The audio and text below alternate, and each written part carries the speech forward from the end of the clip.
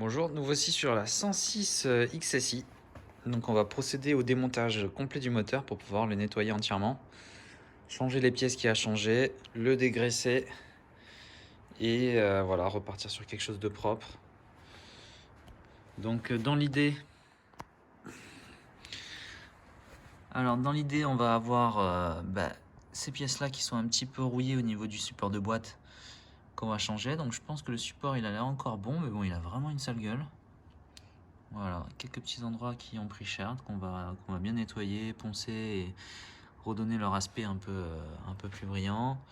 Les connectiques de phare, du coup, tout ça nettoyer, essayer de rebrancher tout ça pour que ce soit pas branlant comme ça.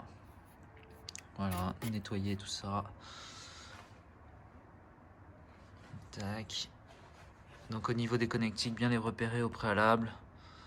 Donc là, tout ce qui concerne la batterie, une masse avec le petit câble jaune qui vient. Qu'est-ce qu'il y a encore d'intéressant à savoir? Donc le branchement au niveau du master vac. Ce qui va nous intéresser aussi, c'est voilà, ces branchements là au niveau du papillon pour régler le papillon. Donc là apparemment ces deux là étaient ensemble. Voilà, petit point bleu dessus pour moi avec cette broche là. Alors ça vient de l'admission.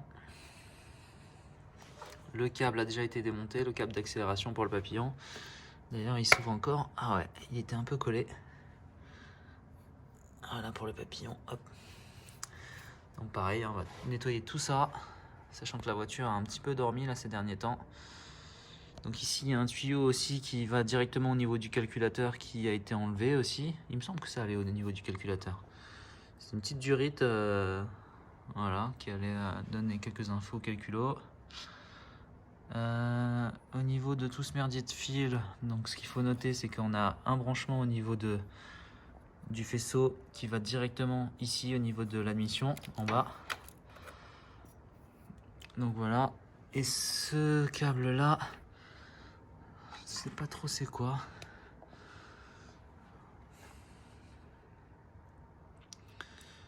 D'accord, donc on va nettoyer toute la partie bougie qui avait été bobine qui avait été enlevée. Du coup la bobine était placée ici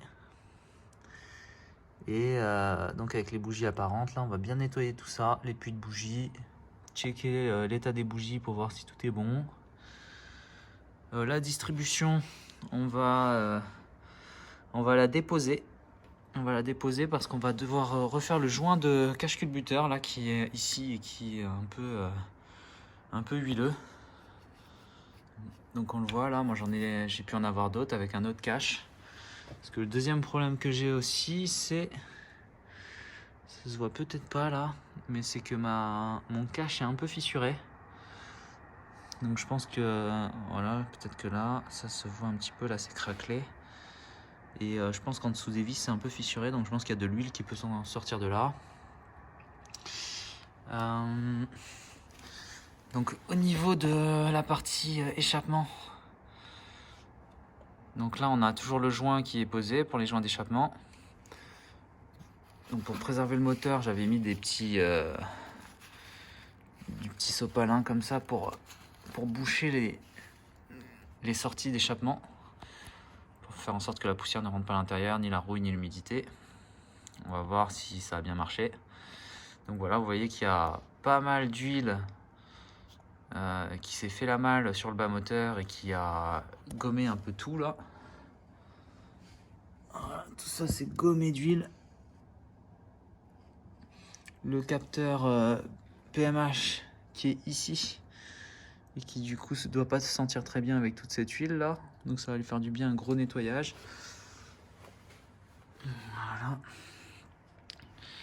Voilà. Le ventilateur moteur, enfin moteur plus de radiateur, et le radiateur qui est un petit peu défoncé, donc on va voir si on le remplace pour un neuf. Ça mériterait hein, quand même. Gros nettoyage de la partie passager aussi là, avec les ailes qui sont poussiéreuses. Le lave-glace où on voit même plus que c'est un truc de lave-glace tellement il est dégueulasse. Voilà, nettoyer les phares. Peut-être même enlever le petit teintage jaune qui avait été fait à l'époque.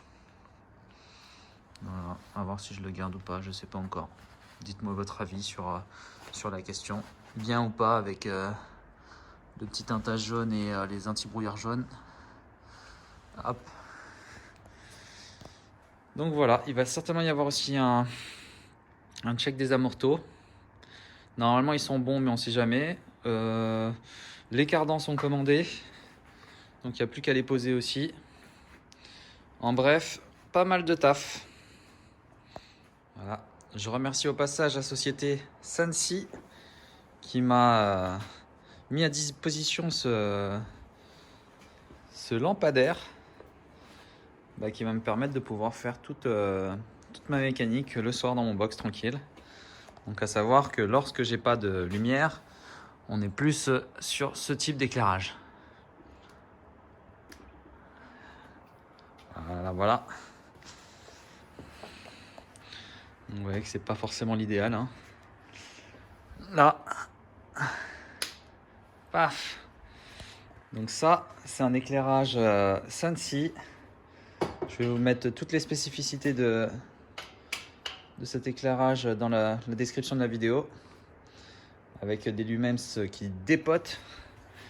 Et surtout un bon environnement pour pouvoir faire de la méca dans un environnement qui n'est pas forcément très éclairé. Donc là, super. Moi, je l'ai mis directement sur un trépied de chantier. Donc voilà, petite installation tranquille et une visibilité max.